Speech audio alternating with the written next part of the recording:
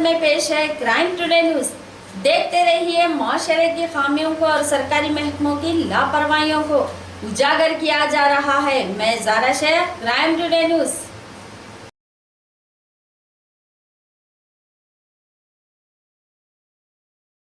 یوم شہیدان جیلان والا باغ آج ہی 13 اپریل 1919 کو امرتسر جزل ڈائرے نے جیتے ہی جیلان والا باغ میں اپنی جماعت لے کر آیا۔ اس باغ کے گیٹ کو بند کر دیا اور جماعت کو گدی چلانے کا حکم دیا۔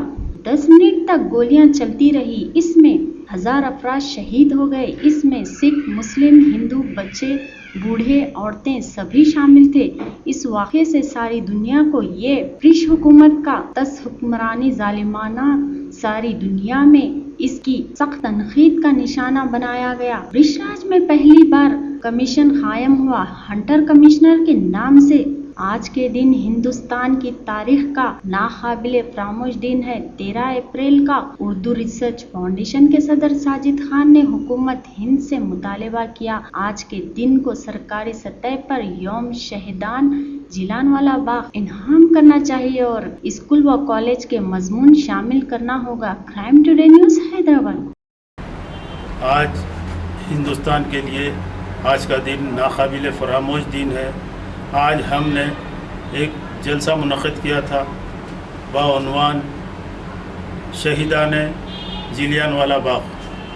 آج کا دن 13 اپریل 1919 میں برٹش راج میں جو واقعہ ہوا ہے یہ ناقابل فراموش واقعہ ہے جس کو ہم ہندوستانی نہیں بلکہ ساری دنیا نہیں بھول سکتی۔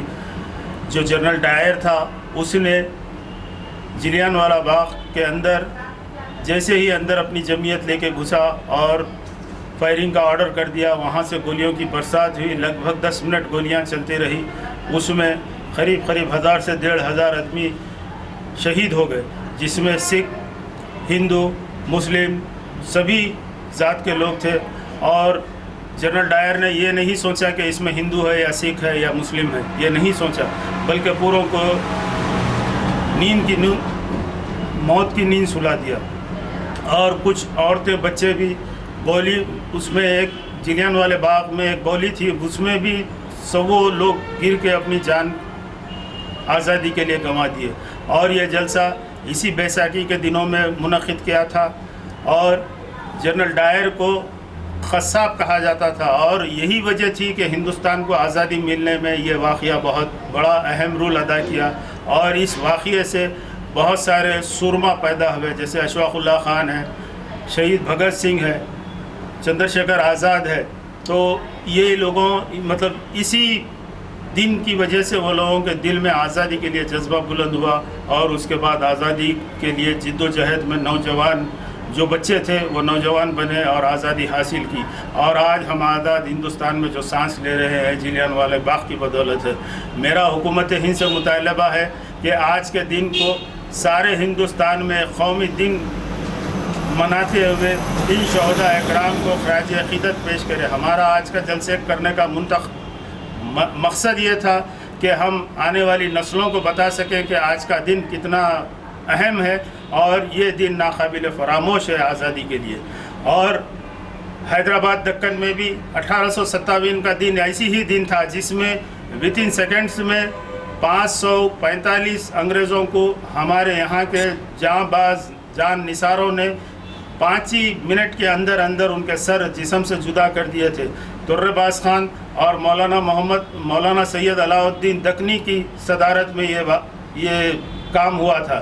تو یہ 2 دن ایسے ہیں ہندوستان کی آزادی کے لیے ناقابل فراموش ہے۔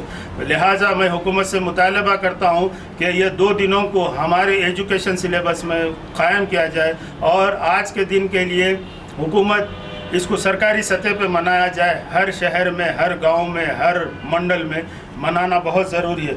جنرل ڈائر جس نے جو ظلم زیادتی کیا، 7 ایکڑ کے اوپر مشتمل یہ جیلان والا باغ، اس کو ایک ہی گیٹ تھی، جیسے اپنی جمعیت کو لے کے اندر گھستا ہے اور گیٹ کے دروازہ کو لاک کر دیتا ہے، زنجیروں سے بند دیتا ہے اور گولی چلانے کا حکم دیتا ہے، اور وہ گولیوں کی برسات میں لگ بھگ 10 منٹ گولی چلتے رہی۔ تو اس میں کسی نے کہا ہے کہ 1000، کسی نے کہا ہے کہ 1500، 2000، لگ بھگ کم سے کم کا بھی حساب لے لیں تو 1000 آدمی شہید ہوئے ہیں، اور یہ 1000 آدمیوں کو ہم خراج عقیدت پیش کرنے کے لیے، ان شہداء کو ہم خراج عقیدت پیش کرنے کے لیے یہاں جمع ہوئے تھے، جس میں حامد محی الدین صاحب ہے، جس میں سید اقبال علی امجد صاحب ہے، یہ بھی اسکالرس ہے۔ تو یہ ہم ایک جلسہ منعقد کیا تھا۔ میں شکریہ ادا کرتا ہوں یہاں پر جو لوگ آئے تھے۔ یہ ظالمانہ طرز و فکر کی وجہ سے دنیا میں برٹش راج بدنام ہوا تھا، اور وہی وجہ ہے کہ برٹش یہاں سے بھاگنے میں ان کو ایک رستہ ملا تھا، کیونکہ ساری دنیا میں یہ معلوم ہو چکا تھا کہ برٹش ایک ظالمانہ حکمراں ہیں۔ اسی کا نام برٹش ظالم پڑا، اور جنرل ڈائر کو خصاب کا لقب دیا گیا تھا، بکچر کا۔ تمہارا عقیدہ گر تو ہوگا، وطن ہے ہمارا ماتا نہیں۔ سچ کی تلاش کا نام کرائم ٹوڈے نیوز۔ مجھے اجازت دیجیے، میں زارا شیخ۔